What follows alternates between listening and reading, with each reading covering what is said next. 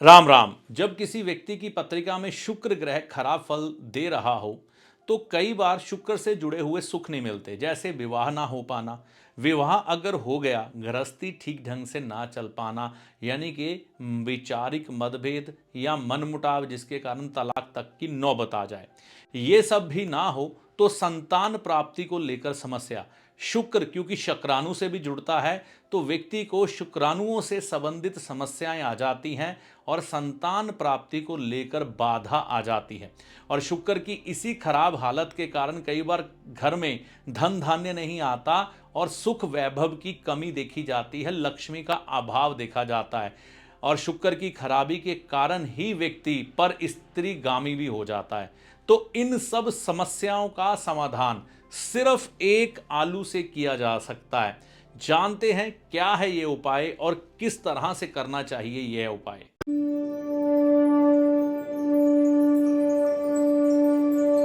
नमस्कार, मेरा नाम है पंडित अरविंद तिवारी। अगर इस चैनल पर आप पहली बार आए हैं या बहुत समय से इस चैनल के साथ चल रहे हैं, अभी तक आपने इस चैनल को सब्सक्राइब नहीं किया है तो कृपया इस चैनल को सब्सक्राइब करके जाइएगा वीडियो देखने के बाद। देखिए, एक बात हमें समझनी होगी, शुक्र के लिए जर्नल रेमेडीज़ तो बहुत सी हैं, जैसे कि किसी को परफ्यूम लगाने के लिए कहा जाता है। ये साधारण तौर पर सब कर सकते हैं। अच्छे ब्रांडेड कपड़े पहनने के लिए कहा जाता है। गौ माता की सेवा करने के लिए कहा जाता है। अगर आप अपने शुक्र ग्रह से जुड़े हुए, जिस भाव में आपका शुक्र बैठा है, उससे जुड़े हुए उपाय अगर नहीं करते, सिर्फ जर्नल रेमेडीज ही करते रहते हैं, तो भी कई बार आपका शुक्र ग्रह अच्छा नहीं हो पाता। देखिए, जब भी शुक्र भाव नंबर 2 में होता है, अगर शुक्र खराबी पर आ जाए तो क्या मुश्किल आती है। तो शुक्र 2 भाव में हो तो व्यक्ति कई बार अपने चरित्र को लेकर अच्छा नहीं रह पाता। अगर किसी पुरुष की कुंडली में शुक्र दूसरे भाव में है तो वो पर स्त्री की तरफ आकर्षित रहता है। अगर किसी स्त्री की पत्रिका में शुक्र भाव नंबर 2 में है तो वो पर पुरुष की तरफ ध्यान दे सकती है, ऐसी संभावनाएं रहती। इसके अलावा शुक्र अगर खराब है और आप संतान प्राप्ति की चाह रख रहे हैं, हो सकता है कि आपको संतान प्राप्ति करने में ही बाधाएं आए, या फिर शुक्र दूसरे भाव में हो, आपकी गृहस्थी अच्छी से ना चलने दे। देखिए, एक बात समझिए, हम लॉजिक के साथ समझने की कोशिश करें तो अच्छा होगा। दूसरा भाव जो है ना, यह गद्दी का है, गुरु गद्दी का।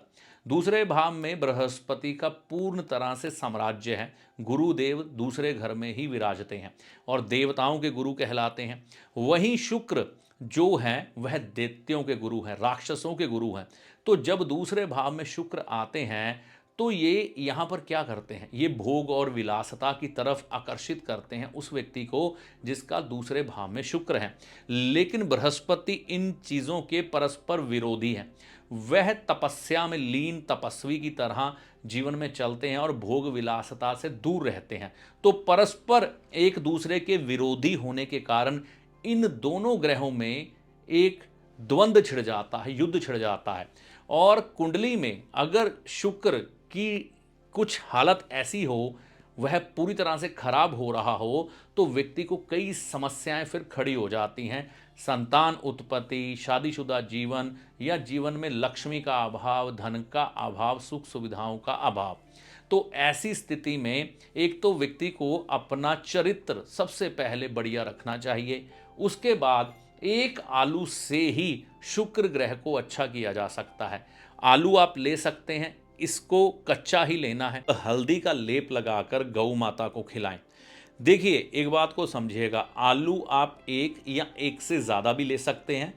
तो आप यह आलू लेकर, जिसका भी भाव नंबर 2 में शुक्र हो, ये उपाय सिर्फ उसको ही करना है और किसी को यह उपाय रिकमेंडेशन में नहीं है, ठीक है ना। तो इसको हल्दी का लेप लगाकर या एक से ज़्यादा आलू लेकर, आपके घर के नज़दीक आपको कोई गौशाला दिखाई देती है तो ये उपाय कोशिश करें कि गौशाला में ही जाकर करना है। गौ माता को खिलाना शुरू करें, शुक्रवार के शुक्रवार कुछ समय निरंतर करें। अगर आपके घर के इर्द गिर्द गौ माता घूमती है तो भी ये आलू गौ माता को हल्दी में पीला करके आप खिला सकते हैं शुक्रवार के दिन।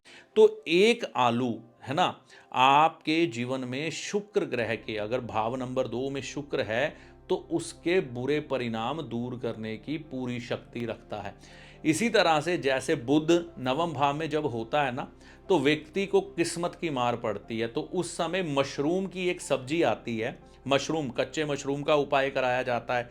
इसी तरह से आलू का उपाय शुक्र भाव नंबर 2 में करवाया जाता है। जब व्यक्ति में शुक्राणुओं की कमी आ रही हो, संतान उत्पत्ति में समस्या आ रही हो, विवाह ना हो रहा हो या विवाह में समस्याएं आ रही हो। इसके साथ कुछ डूज एंड डोंट भी होते हैं, तभी आपको अच्छे फल मिलते हैं। एक बात को समझिएगा, आप किसी डॉक्टर के पास जाते हैं ना, वह आपको कुछ एक परहेज बताता है, अनुशासन बताता है। जब आप उस अनुशासन में चलते हैं तो बीमारी से जल्दी आराम मिलता है। बाकी कोई भी ज्योतिषी, मैं नहीं मानता कोई जादूगर है या चमत्कार दिखाने वाला बाबा है जो आपकी किस्मत को छड़ी घुमाएगा और बदल देगा। सिर्फ आपका सलाहकार है ज्योतिषी। ये बात हमेशा समझ के रखिएगा।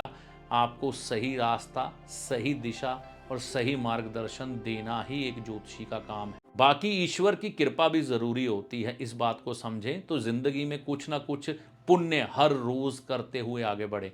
इस वीडियो में दी गई जानकारी आपको कैसी लगी, कमेंट करके अपनी राय जरूर दीजिएगा। वीडियो अगर आपको अच्छा लगा तो चैनल को सब्सक्राइब करके जाइएगा। इस वीडियो में दी गई जानकारी का लाभ माता रानी की कृपा से आपको होगा। जय माता दी।